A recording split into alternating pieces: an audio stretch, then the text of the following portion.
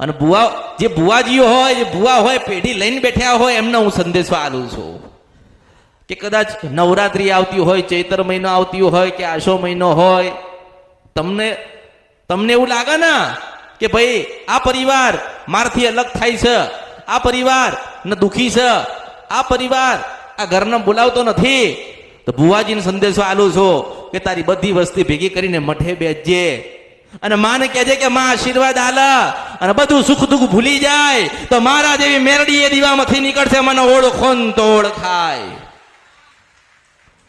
વસ્તીની માતા ને વસ્તીના જ ભુવા હોય ને, વસ્તીની જ માતા હોય ને વસ્તીના જ ભુવા હોય.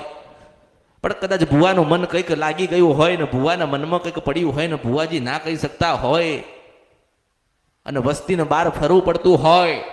આજે તમે બહાર તમારા ઘરમાં ભુવા હોવા છતાં તમે બહાર ફરો ને તો તમારી માને ના ગમે. ગમે ખરી? ના ગમે, ના ગમે, ના ગમે, ના ગમે.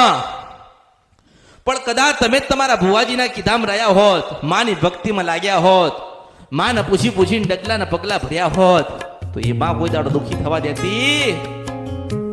કોઈ દિવસ કોઈ દુઃખી થાય જ નહીં. પણ ક્યાંક જીવનમાં ભૂલા પડ્યા અને નવી દોરીઓ હાથમાં પકડાઈ અને દોરી પ્રમાણે તમે દોરાઈ ગયા, એટલા તમે દુઃખી થયા છો.